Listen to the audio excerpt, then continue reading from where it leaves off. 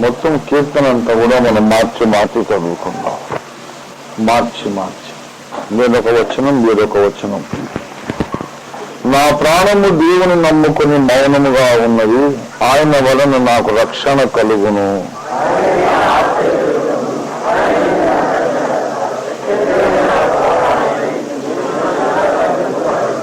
ఎన్నాళ్ళు మీరు ఒకని పైబడుదురు, పొరుగుచున్న గోడను ఒకడు పడబోవు కంచెను ఒకడు పడద్రోయినట్లు మీరందరూ ఎన్నాళ్ళు ఒకని పడద్రోయ దూచుదురు.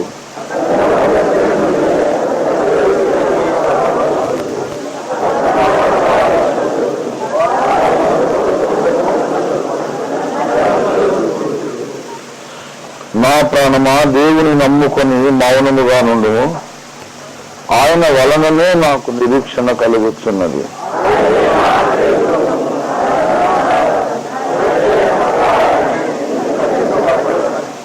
నా రక్షణకు నా మహిమకు దేవుడే ఆధారము, నా బలమైన ఆశ్రయదుర్గము, నా ఆశ్రయము దేవుని అందే ఉన్నది.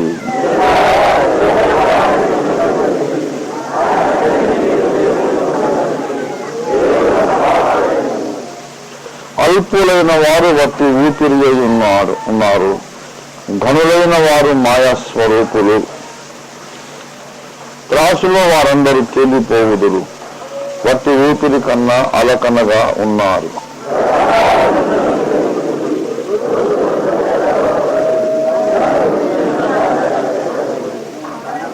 బలము తనదని ఒక మారు దేవుడు సెలవిచ్చెను, రెండు మారులు ఆ మాట నాకు వినబడెను.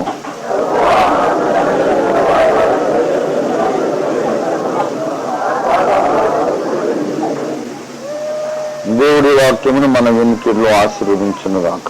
ఆమేన్. ప్రభువునందు నాకు అత్యంత ప్రియులారా, చదవబడినటువంటి లేఖన భాగములో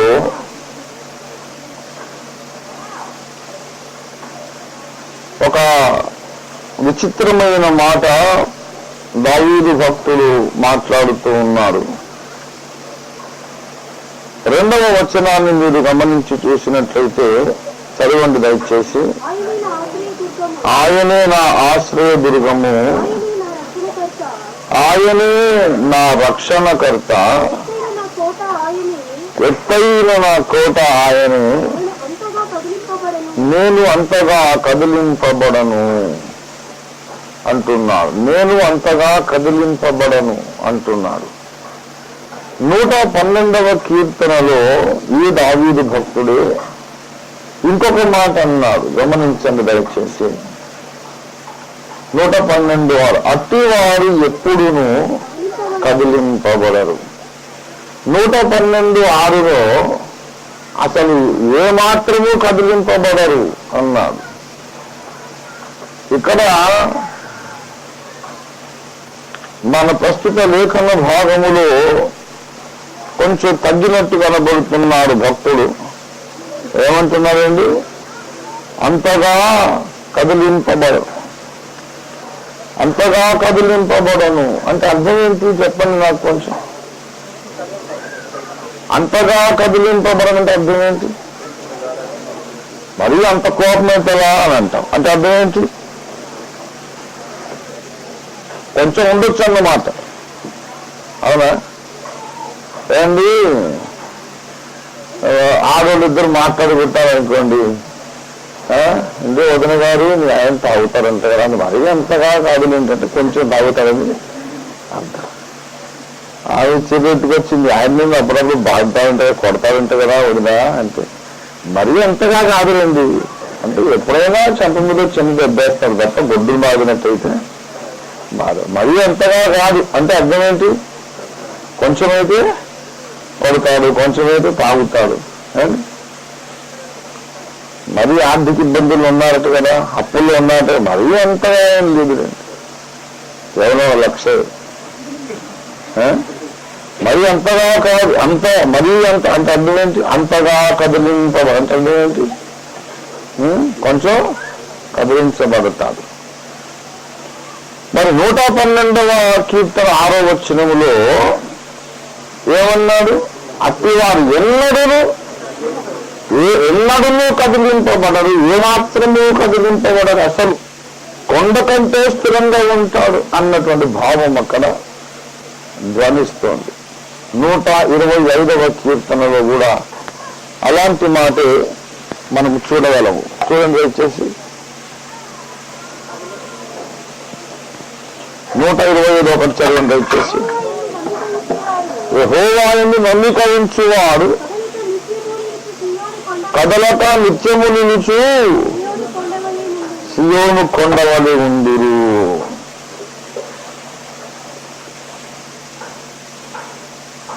ప్రభునందు ప్రియులారా, విశ్వాసి కదిలింపబడుటను గూర్చి లేఖనము 3 విషయాలు మాట్లాడుతుంది.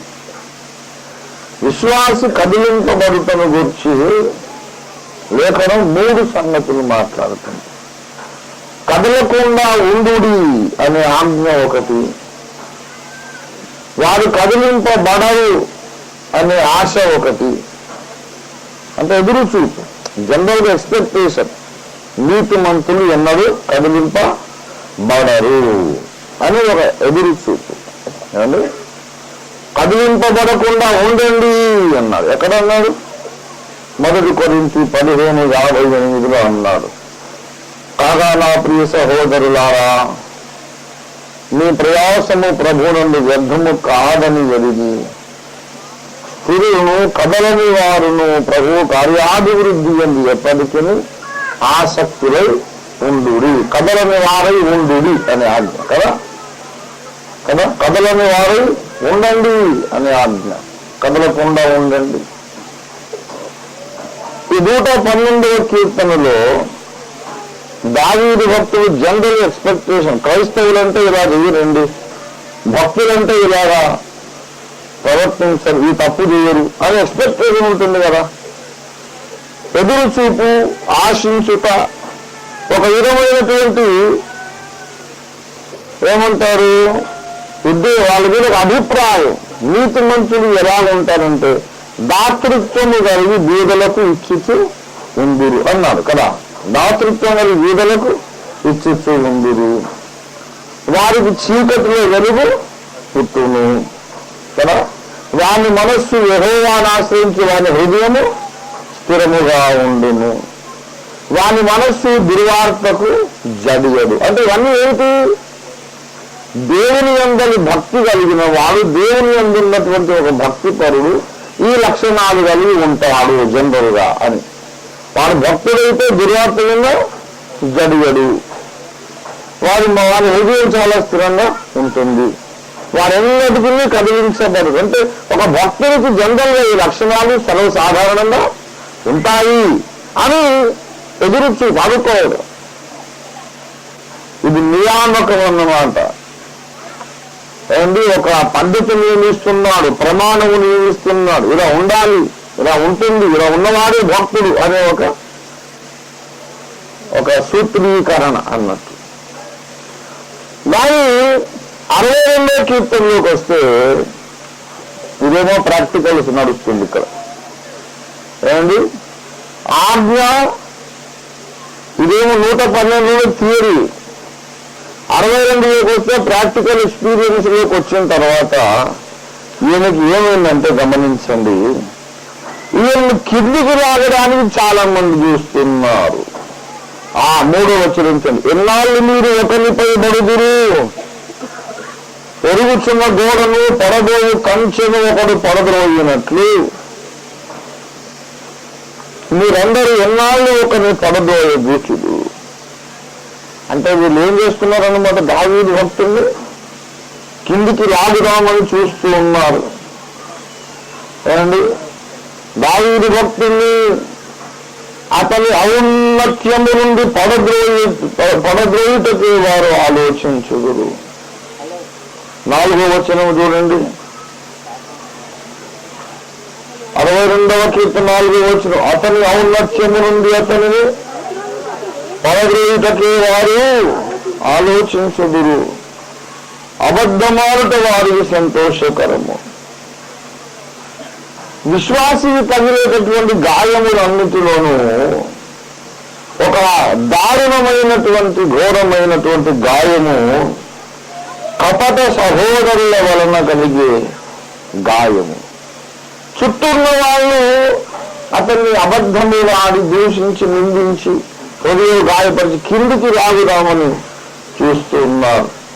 పౌలు భక్తుల చుట్టూ కూడా అలాంటి వాళ్ళు ఎందరో ఉన్నారు. 2వ కొరింథీ పత్రిక 11వ అధ్యాయము 26 చూడండి. 2వ కొరింథీ 11:26. ప్రయాణములలోను నదుల వలనైన ఆపదలలోను చదవండి అమ్మా.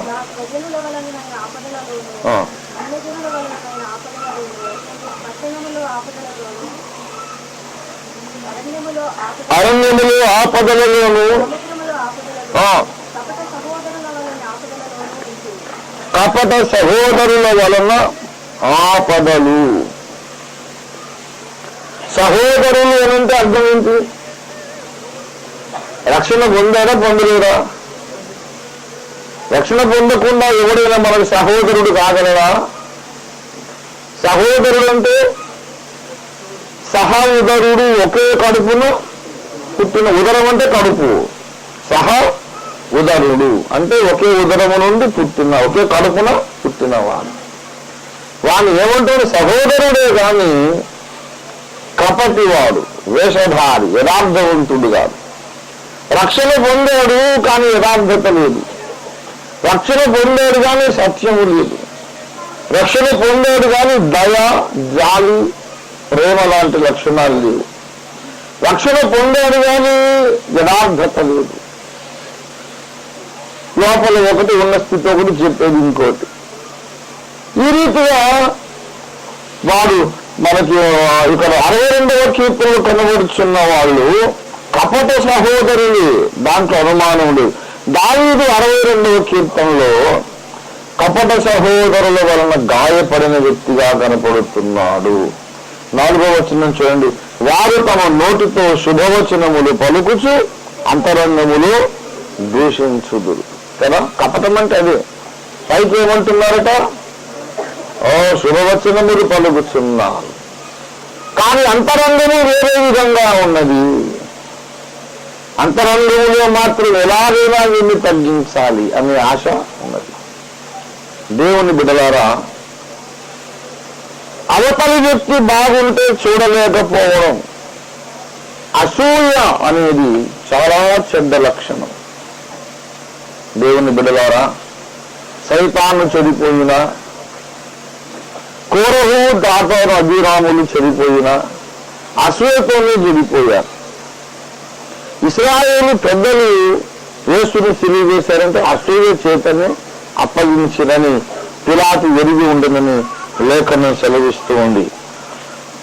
మనుషులలో అసూయ చాలా సహజంగా ఉంటుంది. నేను వినాలా, మీరు అసూయను కలిగి ఉండకండి అని బోధ చేయడానికి పూనుకోలేదు. కానీ మీ చుట్టూ చాలా మందికి మీరు అసూయ ఉంది అని చెప్పడానికి పూనుకున్నాను.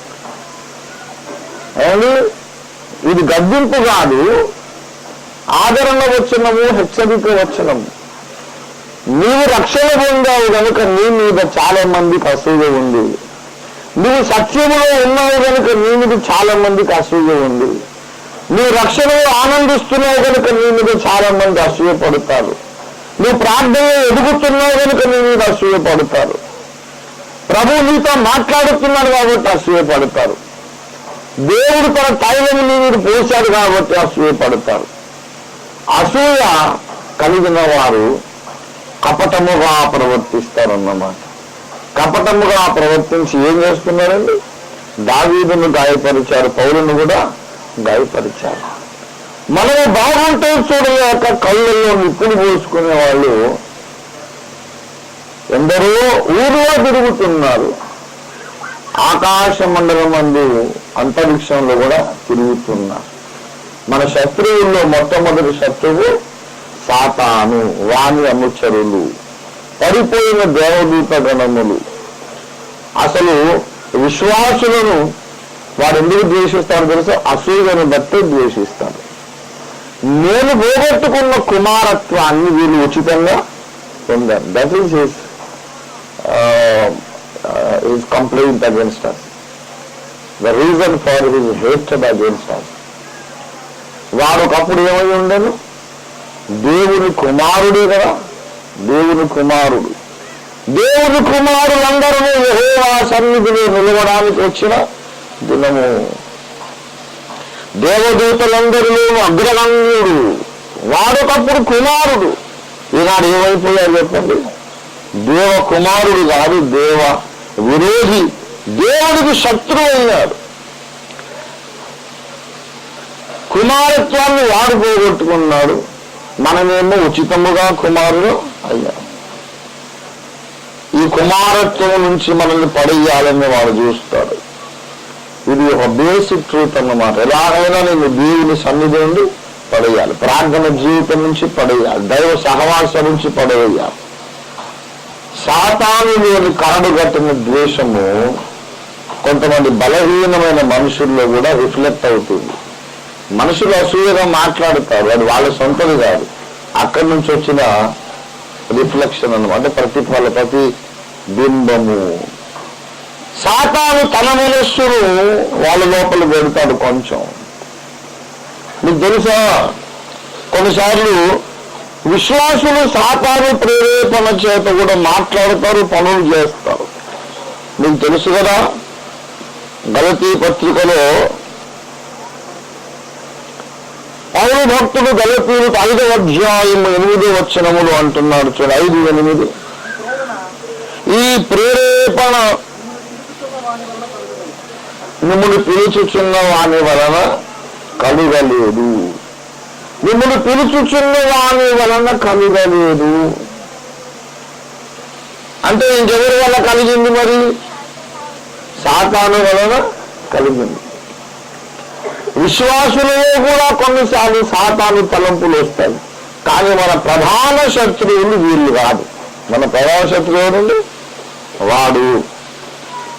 వాని వలన, వాని ప్రభావం వలన కొందరు కపట సహోదరులు మన చుట్టూ ఉంటారన్నమాట. వారు మన మీద కొండెములు ప్రచారము చేయడము, గాయపరిచే మాటలు అనడము ఇవి జరుగుతూ ఉంటాయి. అయితే ఇక్కడ దావీదు భక్తుడు, అంతటి మహాభక్తుడు కూడా ఒక మాట అంటున్నాడు, నేనెన్నటికీ కదల్చబడను అనలేదు. 112లో ఏమన్నాడు? వారు ఎన్నటికీ కదల్చబడరు అన్నవాడు ఇక్కడ కూడా అనాలి. 62:2 ఏమనాలి? నేను ఎన్నటికీ కదల్చబడను అనాలి. కానీ అనగా ఏమంటున్నాడు? నేను అంతగా కదల్చబడను. కొంచెం మెత్తబడ్డట్టు ఉంది వ్యవహారం. పిల్లరా, ఒక పాఠం మనం నేర్చుకుందాం. మానవులమైన మనకు బంధుత్వాలు ఉన్నాయి, మానవులమైన మనకు సుట్టరికాలు ఉన్నాయి, మానవులమైన మనకు కుటుంబ బాంధవ్యాలు ఉన్నాయి. మన వాళ్ళే మనకు విరోధంగా మాట్లాడితే మన హృదయం గాయపడుతుంది. అప్పుల బాధకు లక్ష్య పెట్టని వారు, శరీర అనారోగ్యాన్ని లక్ష్య పెట్టని వారు, ఏ బాధకైనా లక్ష్య పెట్టని వారు స్వంత వాళ్ళు కృంగదీసే మాటలంటే చాలా బాధపడతారు, కృంగదీస్తారండి. ఆ పాట మీకు జ్ఞాపకం ఉందా? ప్రభువా నేను నిన్ను నమ్మి, ఆ పాట. గర్విష్ఠులైన వారు నాతో పోరాడుచుండ, తర్వాత ప్రతి మాటకెళ్ళవారు పరభావమించుచుండ. ప్రభువా, ఆ పాట దేని? ప్రభువా నిన్ను నమ్మి నిన్నాశ్రయించినాను, నరులేని చేయగలరు, భయమేమి లేదు నాకు, నరులేని చేయగలరు, భయమేమి లేదు. గర్విష్ఠులైన వారు నాతో పోరాడు చూడ, ప్రతి మాటకెళ్ళవారు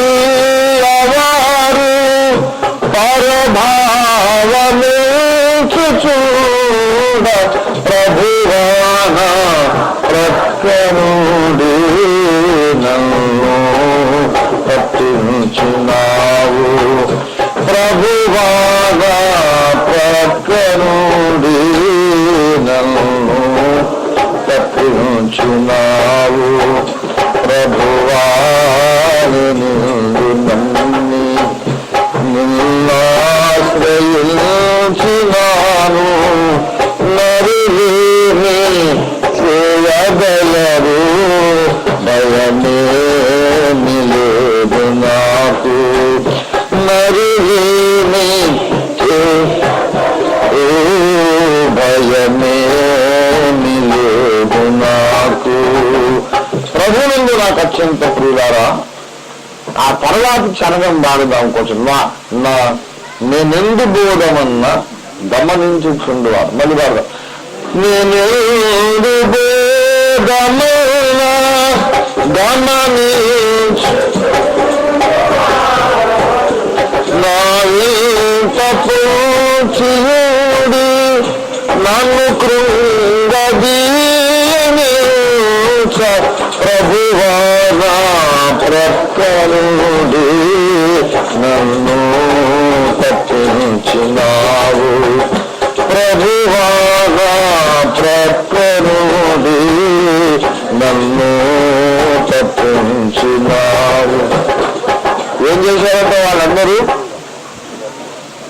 ఏం చేశారంటే నన్ను కృంగదీయాలనుకున్నారట.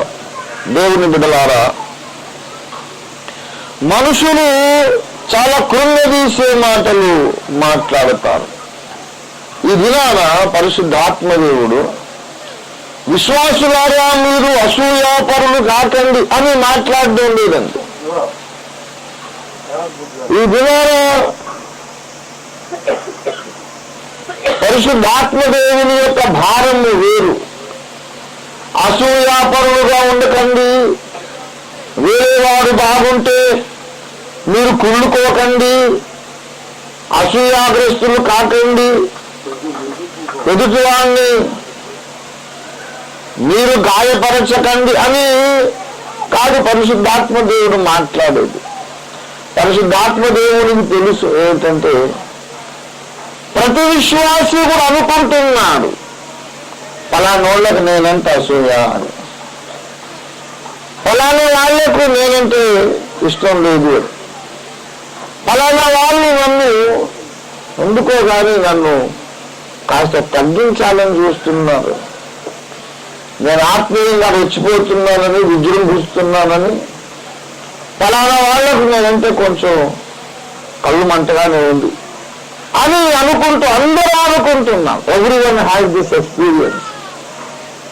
పాజిటివ్ సైడ్ మాట్లాడుతున్నాను ఏమండి. మనం ప్రార్థన చేస్తే ఫలానోళ్ళు అదే రకంగా మాట్లాడతారు, మనం పాట పాడితే ఫలానోళ్ళు వాళ్ళు వంకరగా చూస్తారు, వాళ్ళకి నేనంటే మొదటి ఇష్టం లేదు అని అందరూ, కొంతమంది కుటుంబ సభ్యులు కావచ్చు, లేకపోతే బంధువులు కావచ్చు, సంఘ సభ్యులు కావచ్చు, ప్రతి విశ్వాసి ఈ గాయం అనుభవిస్తాడండి. అసూయ చేత గాయపరచబడిన అనుభవం అందరి విశ్వాసులకు ఉంటుంది, దైవ సేవకులకు ఉంటుంది. నా సేవ ప్రారంభంలో నేను ప్రసంగాలు చేస్తే వెనుక పెద్దలు చేసి నన్ను పొడిచి మాట్లాడేవాళ్ళు. ఈ రోజుల్లో కుర్రవాళ్ళు తనకేదో తెలుసు అనుకొని మాట్లాడుతున్నారు. పూర్తిగా పెద్దల దగ్గర ఇంకా తరబీదు పొందాలి, కుర్రవాళ్ళకి ప్రసంగాలు టైం ఇవ్వకూడదు అనేలా మాట్లాడిన పెద్దలు కూడా ఉన్నారు. నేను లేక వీరు ఎంత గాయపడుతుందో చూడండి. మనకందరికీ గాయం తెలుసు, వాళ్ళు నన్ను గాయపరచ చూస్తున్నారు. పైకి మంచిగా మాట్లాడుతున్నారు, లోపల నా మీద విషం పెట్టుకున్నారు అని దావీదు అనుకుంటున్నాడు, పౌలు అనుకుంటున్నాడు, మనం కూడా అనుకుంటున్నాం. దేవుని బిడ్డలారా, అలాంటప్పుడు ఒక మాట చెబుతున్నాం, మనుషులమైన మనము కొంత కదిలిపోయే అవకాశం ఉంది. ఏమండి 112లో దావీదు ఏమన్నాడు? వారు ఎన్నడూ కదిలించబడరు. కానీ 22:2 వచ్చి ఏమంటున్నారు? అంతగా కదిలించబడు. అంటే మనం అంటే ఆయనకు మనస్సాక్షి ఎక్కువ కదా, కొంచెం దావీదు మనస్సాక్షి చాలా సున్నితమైంది. నేనెన్నడూ కదిలించబడను అని రాద్దాం అనుకొని ఉండుంటాడు. మనసాక్షి లోపల నుంచి గద్దించి ఉంటుంది, నువ్వు కాస్త కదిలేవు కదయ్యా. ఎన్నడూ కదిలించబడరని రాసే 112లో మరి ఇక్కడ ఎందుకు ఇలా రాస్తున్నావు అంటే దావీదు దానికి జవాబుగా తనకు తానే చెప్పుకొని ఉంటాడు, నేను కదలించబడ్డాను కానీ అంతగా కదలించబడను. కొద్దిపాటి బలహీనత నాకెన్నడూ రాలేదు, కొంచెమైనా నేను ఎన్నడూ గొడవలేదు, కొంచెమైనా నేను ఎన్నడూ దేవుని మీద విసుక్కోలేదు అన్నవాడు ఎవరైనా ఉన్నారా? నేను ఎప్పుడు ప్రసంగాల్లో చెప్తుంటా, ఓళ్ళనిసారి యేసయ్యను నేను దూషించి మాట్లాడాను. అలాగా అధిక పరిశుద్ధత నటించొద్దు, అది దేవునికి మరీ చిరాకది. రే ఉన్న మాట ఉన్నట్టు ఒప్పుకోండి. ఏంటి, మనము బలహీనులము, మంటి ముద్దలను ఎన్నోసార్లు ప్రభువుని దుఃఖపరిచాం, మనము దుఃఖపడి ఆయన్ని కూడా దుఃఖపరిచాం. కనుక ఈ 62వ కీర్తనలో ఒక మాట అంటూ ఉన్నాడు, ఇలాంటి భయంకరమైనటువంటి బంధుత్వ సంబంధమైన ఒత్తిడి సొంత భర్తే కృంగదీయొచ్చు, సొంత భార్యే కృంగదీయొచ్చు, తోడబెట్టుకున్న వాళ్ళే కృంగదీయొచ్చు. ఈ గాయము అనుభవించలేదా? కలిసి ప్రార్థించే వాళ్ళు, కలిసి ఆవాసానికి వచ్చిన వాళ్ళే కృంగదీయొచ్చు, అనుభవించలేదా? ఇలాంటి ఇమోషనల్ ప్రెషర్, భావోద్రేకపరమైనటువంటి ఒత్తిడి జరిగినప్పుడు 5వ వచనము చూడండి, నా ప్రాణమా దేవుని నమ్ముకొని మౌనముగా ఉండుము. దేవుని స్తోత్రం కలిగిన కాక హల్లెలూయా. ఏమండి, ఒక్కోసారి భార్యే ప్రాబ్లం అవుతుంది, భర్తే ప్రాబ్లం అవుతాడు.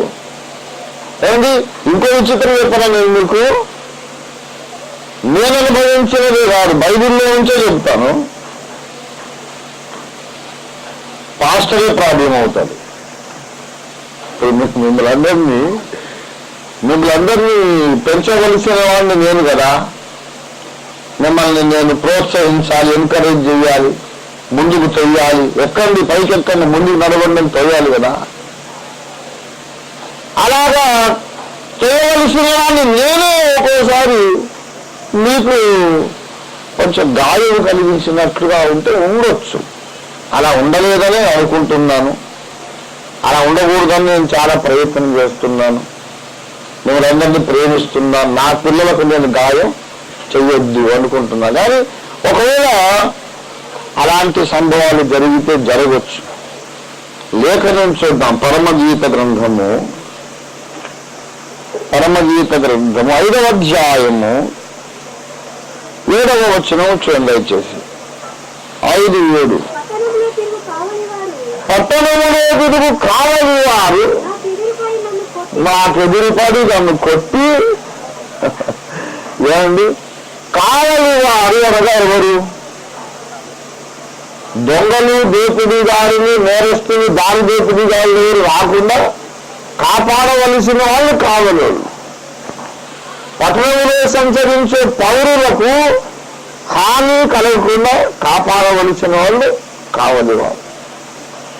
ఎవరో కొట్టకుండా అమ్మాయిని కాపాడాల్సిన వాడు వాళ్ళే బతుకొట్టదు. రాత్రి వేళ తిరుగుతుంది, మరి ఆ పట్టణంలో కర్ఫ్యూ ఉన్నదో ఏం పాడు. రాత్రి తిరుగుతుందండి, నా ప్రాణప్రియుడు ఎక్కడ, నా ప్రాణేశ్వరుడు ఎక్కడ వెతుకుతా ఉంది. ఏది నా ప్రియుడు అని వెతుకుతా ఉంటే, ఏమండి మా ప్రియుడిని చూశారా మీరు చూశారని వెతుకుతా ఉంటే, చూస్తే చూసామని చెప్పాలి, లేకపోతే తెలియదమ్మా అన్నది. ఈ అమ్మాయిని పట్టుకొని కొట్టారు. అదేంటో, ఎవరు కొట్టారు? కావలి వారు. దేవుని బిడ్డలారా, అనేక సార్లు దైవ జనులే మనల్ని గాయపరుస్తారు. ఒకవేళ నేను మిమ్మల్ని ఎప్పుడైనా గాయపరుచి ఉండొచ్చు, గాయపరచకూడదని ఆశ నాకుంది, గాయపరచలేదని అనుకుంటున్నాను. ఏమైనా ఉంటే చెప్పండి, క్షమాపణ అడుగుతాను. కానీ నేను చెప్పేది ఏంటంటే, ఇట్ ఈస్ పాసిబుల్, అది సాధ్యము. నేను చెప్పే మాట ఏంటి, అలా అప్పుడప్పుడు జరిగే అవకాశం ఉంది. నన్ను మాత్రము లోక సంబంధులు గాయపరిచిన దానికంటే ఆత్మ సంబంధులు ఎక్కువ గాయపరిచారు. లోకస్తులు గాయపరిచిన దానికంటే రక్షింపబడిన వాళ్ళే ఎక్కువ నన్ను గాయపరిచారు. అందులో చాలా అభిషిక్తులైన సేవకులు ఉన్నారు. దేవుని బిడ్డలారా, ఈ భయంకరమైనటువంటి ఒత్తిడి వచ్చినప్పుడు తట్టుకోవడం అంత సులభము కాదు, అంత సులభము కాదు. అందుకే దావీదు భక్తుడు ఇక్కడ అంటాడు ఏంటంటే, ఇలాగన్నాడు ఏంటి, అక్క ఇలాగంది ఏంటి, ఫలానా దైవ సేవకుడు ఇలా మాట్లాడేది ఏమిటి అని షాక్గా వెళ్ళినప్పుడు ఏమి కదలకుండా ఉండడము సాధ్యము కాదు. కొంచెమైనా కదిలించబడతాము. అత్యంత బలవంతులైన విశ్వాసులు కూడా కాస్త కదలాల్సి వస్తుంది. కొంచెము బాధ, వేదన, కొంచెము గొడుగు, సలుగు వస్తుంది. అలాంటప్పుడు ఏమంటున్నాడంటే, ఓ నా ప్రాణమా, నువ్వు దేవుణ్ణి నమ్ముకొని మౌనముగా ఉండుము. ఎందుకో తెలుసా? రెండు పనులు చేయాలి. దేవుణ్ణి నమ్ముకోవాలి, రెండోది మౌనం. ఎందుకు? మనస్సు గాయపడినప్పుడు నోరు తెరవద్దు. నా రక్షణకు దేవుడే ఆధారము, నా మహిమకు దేవుడే ఆధారము, నా బలమైన ఆశ్రయదుర్గము, నా ఆశ్రయము దేవుని యందే ఉన్నది. 8 ఆయన సన్నిధి మీ హృదయాలు కుమరించండి. జనులారా ఎల్లప్పుడూ ఆయన యందు నమ్మిక ఉంచండి. ప్రియులారా, విశ్వాస యాత్రలో మనం ముందుకు నడిచేటప్పుడు ఇది మరింత ఉన్నతమైన అనుభవం. బాగా గమనించండి. రక్షణ పొందిన కొత్తలో ఇతర విశ్వాసులు నా చుట్టూ ఉన్నారు కదా అని ధైర్యం తెచ్చుకుంటాం. మా సంఘము మంచిది, మా కాపరి మంచివాడు, మా విశ్వాసులు మంచివాళ్ళు అని ధైర్యం తెచ్చుకుంటాం. కానీ కాస్త ముందుకు సాగిన తర్వాత సంఘము, కాపరి, విశ్వాసులు ఎంత మంచోళ్ళైనా మన ఆశ్రయము యేసయ్యలోనే ఉన్నదని గ్రహిస్తాం. దేవుని స్తోత్రం కలిగిన కాదు. ప్రారంభ దశలో ఏంటి? సహవాసము మనకెంతో ఆదరణ ఇస్తుంది. ప్రారంభ దశలో సహవాసం మనకు బలాన్ని ఇస్తుంది. సహవాసం మనల్ని కాపాడుతుంది. సహవాసం మనల్ని ప్రోత్సహిస్తుంది. కాస్త మనం ఎదిగిన తర్వాత ఆ సహవాసములోనే కొందరు మన కృంగదీసేటోళ్ళు ఉంటారు. ఆ సహవాసంలోనే విమర్శించే వాళ్ళు ఉంటారు. ఏ చరిత్ర, ఏ సంఘ చరిత్ర చూసినా, ఏ విశ్వాస కథ రాసినా ఇదే. నేను ఒక యూనివర్సల్ ట్రూత్ చెబుతున్నాను ఇవాళ. మీరు ఏ సంఘానికన్నా పోండి, ప్రారంభం నుండి ఆ సంఘం మిమ్మల్ని ఆదరిస్తుంది. కొంతకాలం అయినాక ఆ సంఘమే మిమ్మల్ని కృంగదీస్తుంది. ఇక కొంతమంది బతుకాలం అంతా సంఘాలు మారుతూనే ఉంటారు. మారొచ్చు, సంఘం మారుద్దని కాదు నేను చెప్పేది. జయపాల్ రెడ్డి గారిని నేను సహవాసంలో కలుపుకున్నప్పుడు చెప్పాను, దేవుని వాక్య విషయాలలో, సిద్ధాంత విషయాలలో ఏదైనా నాలో తప్పు కనబడ్డప్పుడు, జయపాల్ నువ్వు నాకు చెప్పినప్పుడు, వాక్యరీతిగా చెప్పినా నేను ఒప్పుకోనప్పుడు నువ్వు సహవాసం వదిలిపెట్టుకోవచ్చు. నాలో సిద్ధాంత తప్పు కనపడ్డప్పుడు, నువ్వు చెప్పినా నేను విననప్పుడు, నువ్వు వాక్యం కొరకు, సత్యం కొరకు నన్ను వదిలేసి వెళ్ళొచ్చు. అదొక్కటి తప్ప ఇంకా ఏ కారణంతో నువ్వు వెళ్ళడానికి వీలు లేదు. మన వాక్యం కోసమే కలుసుకున్నాము, వాక్యం కొరకే కలిసి ఉండాలి, వాక్యం కొరకే విడిపోవాలి. విడిపోతే ఇక పర్సనల్ కారణాలు వాడడానికి నమస్తే పెట్టలేదు, అది నువ్వు అవన్నీ అయ్యాట దాంతో మనం దానికోసం కలుసుకోలేదు, దాని కొరకు విడిపోవద్దు. అంటే రైట్ అన్నా, కరెక్ట్ అన్నాడు చేతులు చేసి. ఇప్పటిదాకా అదే మాట మీద ఉన్నాడు. నేను ఐపీఎస్ నుంచి బయటకు వచ్చాను, వాక్యం కొరకు వచ్చాను. తర్వాత మన్నా చర్చ్ బయటకు వచ్చాను, రాక్ చర్చ్ నుండి వాక్యం కొరకే. ఎందుకొరకంటే నాకు ఒక స్పష్టమైనటువంటి సిద్ధాంత ప్రత్యక్షత ఉన్నది. అప్పటికిప్పటికి బాణం వదిలిపెట్టి ఎక్కువ పెట్టి వదిలినట్టు దూసుకుపోతున్నారు. 79లో ఏ ఇష్యూస్ కొరకు నేను వాదించాను, ఇప్పుడు అదే ఇష్యూస్ కొరకు వాదిస్తున్నాను. గొప్ప కోసం చెప్పట్లేదు, తగిన కారణం ఉన్నది కదా, తగిన కారణం ఉంది. అట్లా లేకుండా నాకు నచ్చలేదు, నాకంటే నీకు ఏ సంఘం నచ్చదు, నచ్చనోడు ఏ సంఘం కూడా నచ్చదు.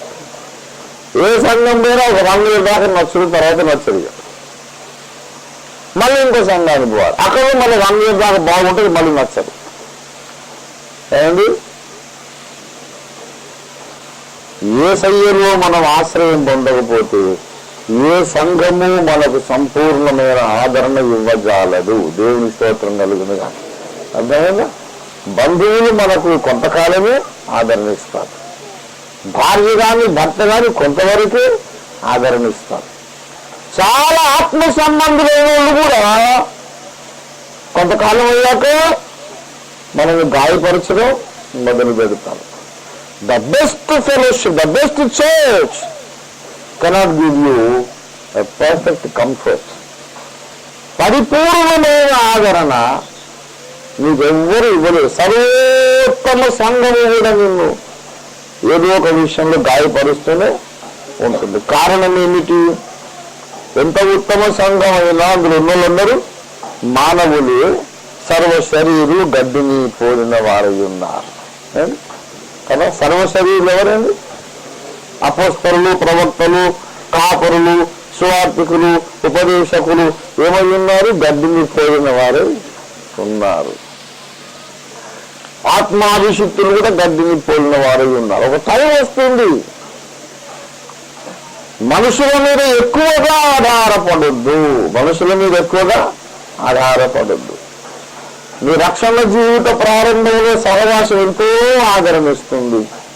కొంత దూరం పోయాక వీళ్ళే కొడుతున్నారేంటి, వీళ్ళే నన్ను గాయపరుస్తున్నారేంటి అనుకుంటావు. దేవుడు ఈ స్థితి అందరికీ తెస్తాడు. ఇప్పుడు మన సంఘంలో చాలా మంది అదే స్థితిలో ఉన్నారు. దేవునికి తెలుసు, దేవుని మనస్సు నాకు తెలుసు కనుక నాకు కూడా తెలుసు. మళ్ళీ చెప్పనా, ఒకప్పుడు నన్ను ఆదరించిన విశ్వాసులే నన్ను గాయపరుస్తున్నారేంటి అనే పరిస్థితి దేవుడు ప్రతి విశ్వాసికి ఎప్పుడోసారి తప్పకుండా చేస్తాడు. ఎందుకు? వీళ్ళ మీద నుంచి కూడా దృష్టి మళ్లించి యేసయ్య మీద దృష్టి నిలపడానికి దేవుడు మనకు నేర్పిస్తున్నాడు. దేవుని స్తోత్రం కలుగునుగా. హల్లెలూయా. విశ్వాసమునకు కర్తయుగానిని కొనసాగించెడు యేసుని చూపుచు. విశ్వాసమునకు కొనసాగించెడు యేసుని చూచుచు. ఓపికతో మనము సాగిపోదము. ఓపికతో మనము సాగిపోదము. ఆత్మ నియమము ద్వారా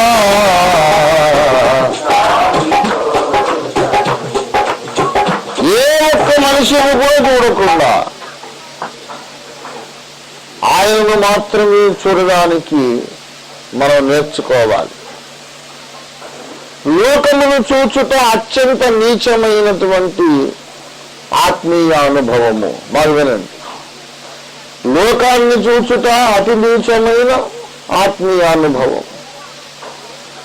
లోకము నుండి వేరు చేయబడిన పరిశుద్ధులను, భక్తులను చూచుట మధ్యమ స్థాయి ఆత్మీయ అనుభవం. ఏం చెప్పాను? లోకాన్ని చూడటమేమో నీచమైన ఆత్మీయ అట్టడుగు స్థాయి. లోకము నుండి వేరు చేయబడిన పరిశుద్ధులను చూచుట మధ్యమ స్థాయి ఆత్మీయ అనుభవం. వీళ్ళను కూడా పక్కన పెట్టి వీరిని లోకము నుండి వేరు చేసిన యేసును చూచుట ఉత్తమ సర్వోత్తమ ఆత్మీయ అనుభవం. దేవుని స్తోత్రం కలిగిన కాదు. ఆ మెట్టుకు రావాలి. ఆ మెట్టుకు రావాలంటే ఎలాగొస్తాం మనం? వీళ్ళందరూ మనకు కొంత కొద్ది గొప్ప గాయం చేయాలి. దేవుని స్తోత్రం కలిగిన కాక ఆ మెట్టుకు రావాలండి. మనం ఉన్నట్టే ఉండొద్దు. ఒక రెండో రాగం నేర్చుకోవడానికి సరిపోదు, చాలా ఎదగాలి మనం. ఇంకా ఏంటి, పరలోక సింహాసనం మీద కూర్చోవడానికి తగిన యోగ్యత మనకు రావాలంటే ఎన్నో విషయాలు ఇంకా నేర్చుకోవాలి.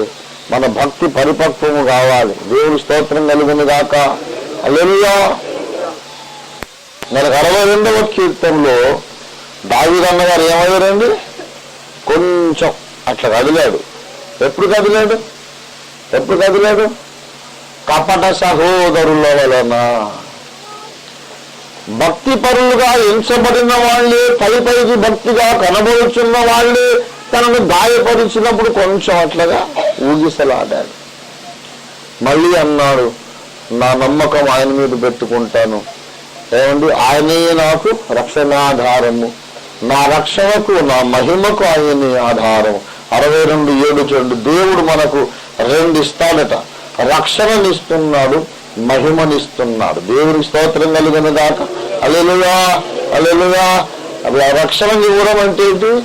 మన పాపాలు క్షమించి మన పేరు జీవగ్రంథంలో రాసి లోకం నుండి వేరు చేసి నూతన జన్మనిచ్చి తన పరిశుద్ధాత్మను మన హృదయంలో ఉంచి దేవుని సంఘములో మనం చేర్చడం. రక్షణ అనేది ఒక మెట్టు. ఈ రక్షణ అంతము కనుక కాపాడుకుంటే దొరికేది మహిమ. మహిమ ఎప్పుడు దొరుకుతుంది? రక్షణ కాపాడుకొని అంతము కనుక మనం స్థిరముగా నిలబడితే దొరికేది మహిమ. అందరూ పాపము చేసి దేవుడిచ్చే మహిమను పొందలేకపోతున్నారు. అంటే దేవుడు ఏం చేయాలని చూస్తున్నాడు? మహిమని ఇవ్వాలని చూస్తున్నాడు. దేవుని బిడ్డలారా, ఆయనతో పాటు మహిమ పొందుటకు మనము సహించిన ఎడల ఆయన తోడి వారసులమన్నాడు. రోమా పత్రిక దయచేసి 8వ అధ్యాయం, రోమా 8వ అధ్యాయము 17వ వచనం. మనము పిల్లలమైతే వారసులము, అనగా దేవుని వారసులము, క్రీస్తుతో కూడా మహిమ పొందుటకు ఆయనతో శ్రమ పడిన ఎడల క్రీస్తు తోడి వారసులము. ఎప్పుడు మనం పొందుతామంట మహిమ? మొదట శ్రమ పడిన తర్వాత ఆయనతో పాటు మహిమను పొందుటకు క్రీస్తు తోడి వారసులము. ఇదంతా ఫ్యూచర్ అన్నమాట. భవిష్యత్తులో ఇప్పుడు మనం శ్రమ పడాలి, తర్వాత ఆయనతో మనము మహిమ పొందాలి.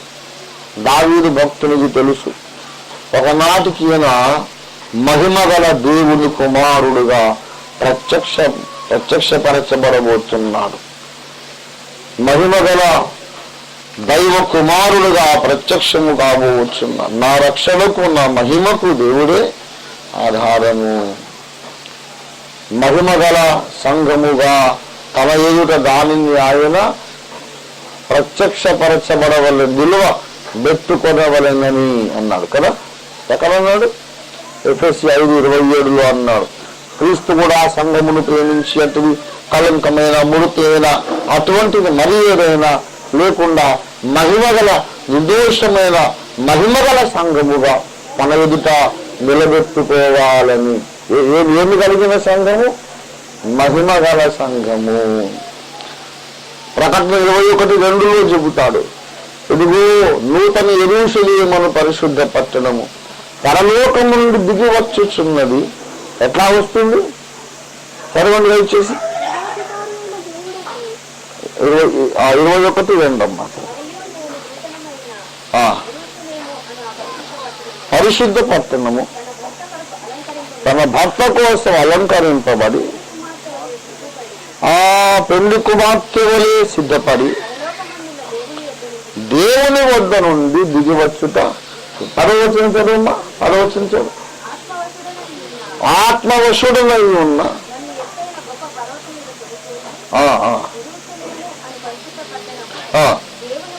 దేవుని మహిమగలడై. ఎఫెసీ 5:27 ప్రకారము ఏమి కలిగిన సంఘము? మహిమ కలిగిన సంఘము. ఇక్కడ ప్రకటన 21:10 ప్రకారం ఏమి కలిగిన పెళ్లి కుమార్తె? మహిమ కలిగిన పెళ్లి కుమార్తె. ఈ మహిమ అనేది మనం అంతఃపురములో చేరినప్పుడు మనకు స్వంతం అవుతుంది. ఏమండి?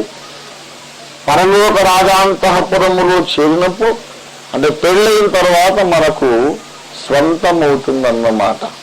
దేవుని బిడలారా, దయచేసి 45వ కీర్తన 13వ వచనం చదవండి. అంతఃపురములో ఉండు రాజకుమార్తె ఆల్ టుగెదర్ గ్లోరియస్, కేవలము మహిమ గలది. ఏంటి? దావీదుకు 2 ఉన్నాయి అనుభవాలు. రక్షణ అనుభవం ఉంది, మహిమను పొందే అనుభవం ఉంది. ఏంటి? మహిమపరచబడిన శరీరాలు రావాలి, అప్పుడు దేవుని మహిమతో మనం నింపబడాలి. గ్లోరిఫికేషన్. ఏంటి? మహిమపరచబడుట ఎప్పుడూ యేసు రాకడలో, యేసు రావాలి.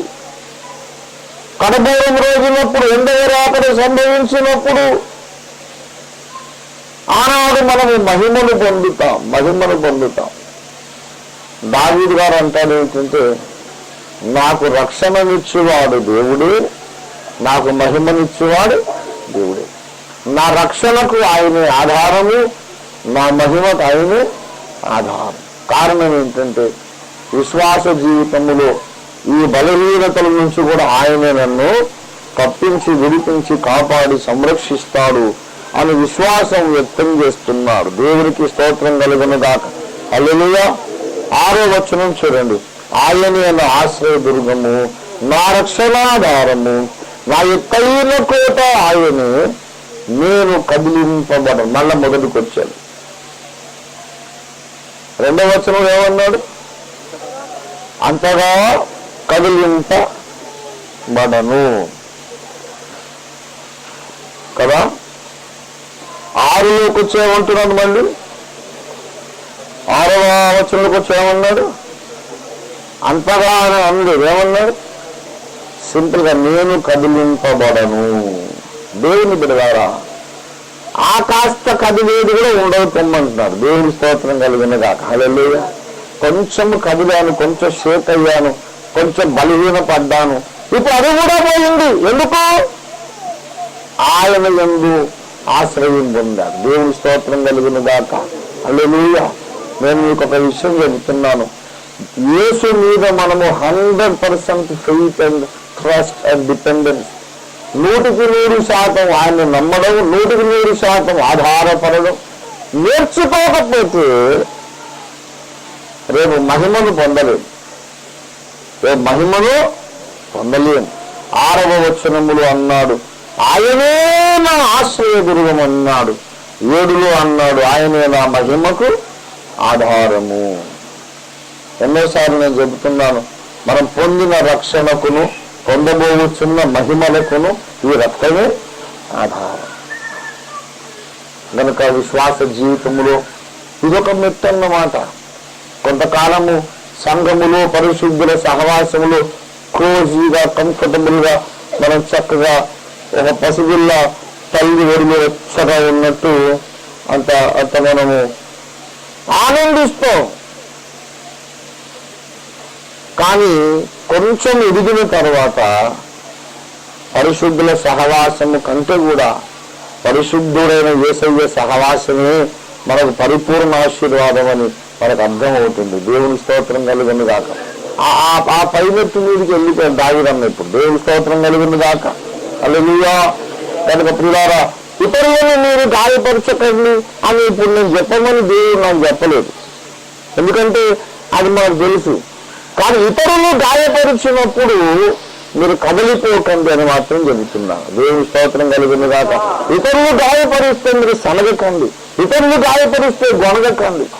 నువ్వు మంచివాడివే అనే పాజిటివ్ కాన్సెప్ట్ తో మాట్లాడు. నువ్వు చాలా సర్వోత్తమ రావు, you are the best person, చాలా మంచిది, తప్పులు. పాపం వాళ్ళే నిన్ను గాయపడుతున్నావు కదా, వెళ్ళిపోయి యేసయ్య కౌగిట్లో దాక్కో, ఎంత కన్నగా ఉంటుందో అప్పుడు తర్వాత చెప్పును నాకు. దేవుని స్తోత్రం కలుగును గాక. హల్లెలూయా, హల్లెలూయా. ఎందరినో నోదార్చితిని, అందరి చేవెలి బడికి లోకముపై వైరాగ్యము హేచ్ఛగా లోకముపై వైరాగ్యము హేచ్ఛగా మక్కువతో నీ కౌగిట చేరితి మక్కువతో నీ కౌగిట చేరితి మేలాయను ప్రభు వెలివేతయేమి దాసునికెంతో మేలాయ.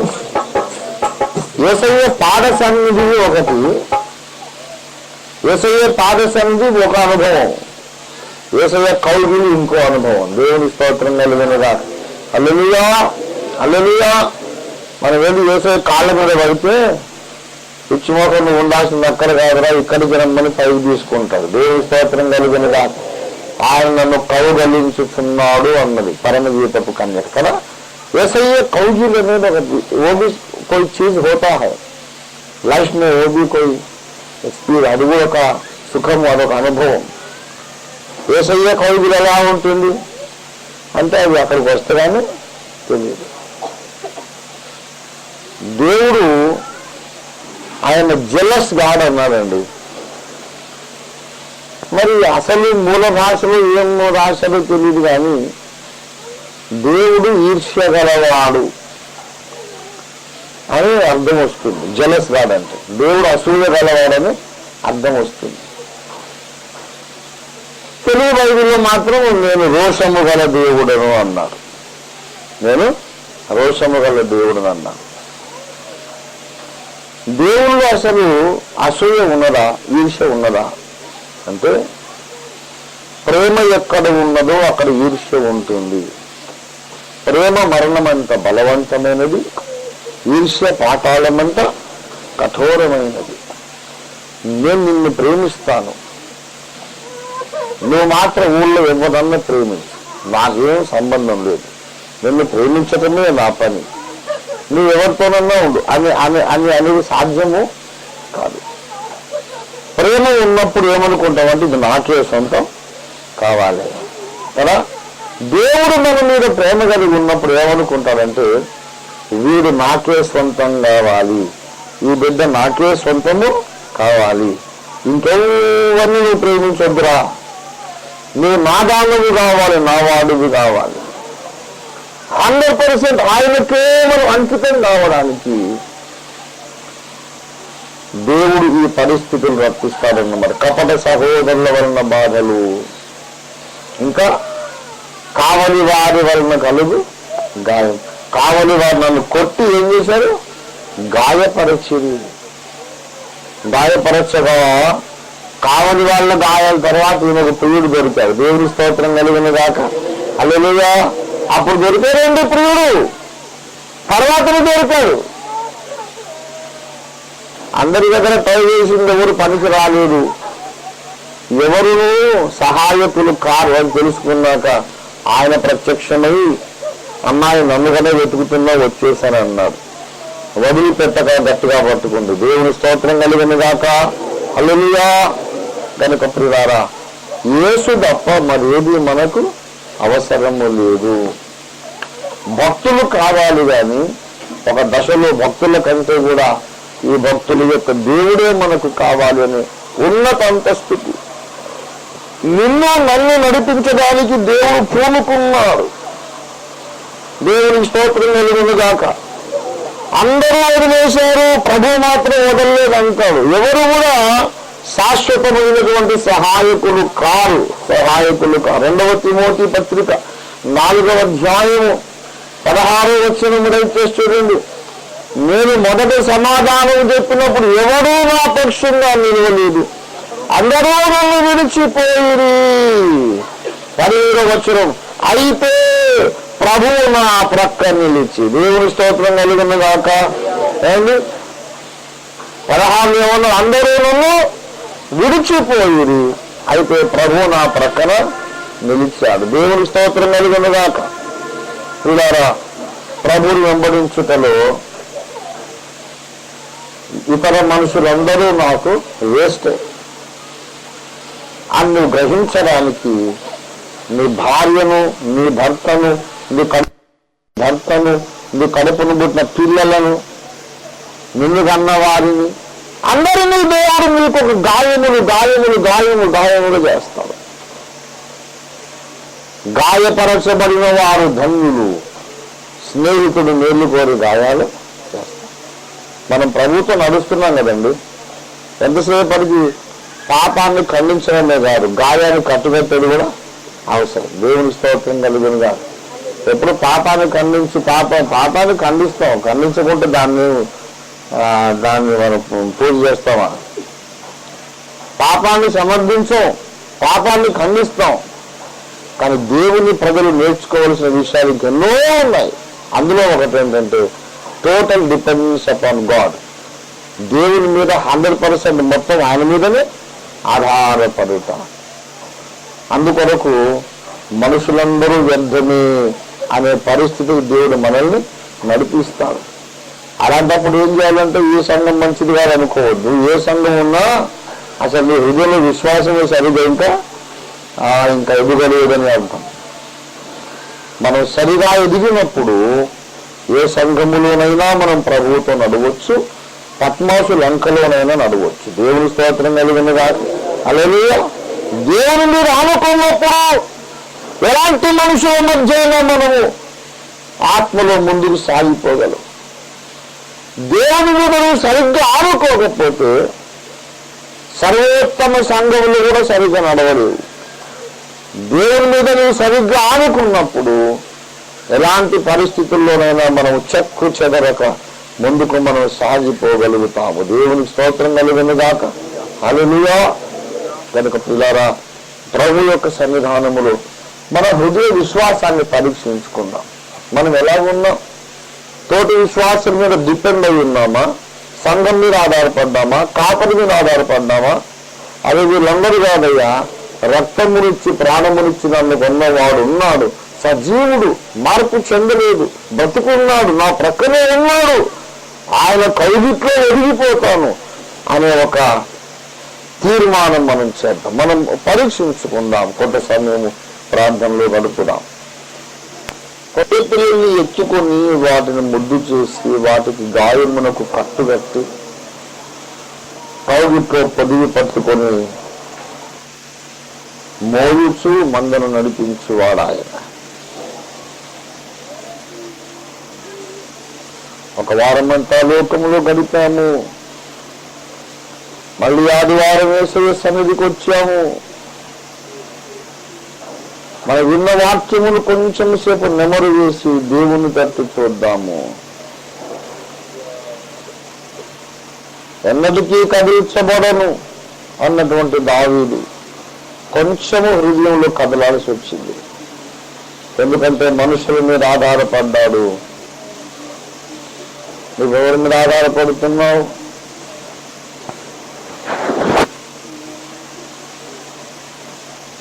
యేసు మీద కాక ఇంకెవరి మీద అనుకోవద్దు. మనుషులందరూ కూడా మట్టి పురుగులు, మనుషులందరూ గడ్డితో సమానమే. 100%, 100% దేవుని మీద ఆధారపడేవారు ధన్యులు. ఏ మనిషిని నమ్మదగిన వాడు కాదు, యేసు నమ్మదగిన వాడు. కపట సహోదరుల వలన పౌలు గాయపరచబడ్డాడు, అయినా కదల్చబడలేదు. ఎందుకంటే యేసయ్య కౌగిట్లో ఒదిగిపోయాడు పౌలు. కొంచెము కదిలినా మళ్ళీ స్థిరపడ్డాడు దావీదు. ఎందుకంటే దేవుని మీదనే నమ్మకము పెట్టుకోవడం నేర్చుకున్నాడు. మరి నీ సంగతి నా సంగతి ఏంటి? దేవునితో నడుస్తున్నామా? అనుదినం దేవునితో మాట్లాడుతున్నామా? అనుదినము దేవుని స్వరాన్ని మనం వింటున్నామా? దేవుని శక్తి మనలో వినియోగపరచబడుతున్నదా? దేవుని యొక్క చక్రం పని మనలో జరుగుతూ ఉందా?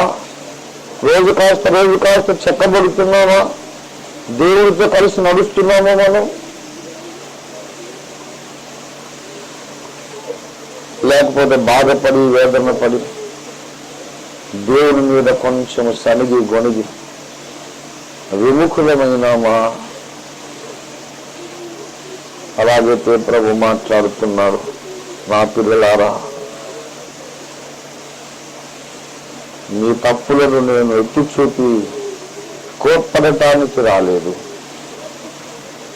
నాపై ఆనుకుమ్మని చెప్పడానికి వచ్చాను. ఎంత ప్రేమ కలిగిన దేవుడు! నీ తప్పులను చూపి నిన్ను అవమానించడానికి రాలేదు, నాపై ఆనుకో అమ్మా అని పిలవడానికి వచ్చాను. నా కుమారుడా, నా మీద ఆనుకోవయ్యా నువ్వు అని చెప్పడానికి వచ్చాడు.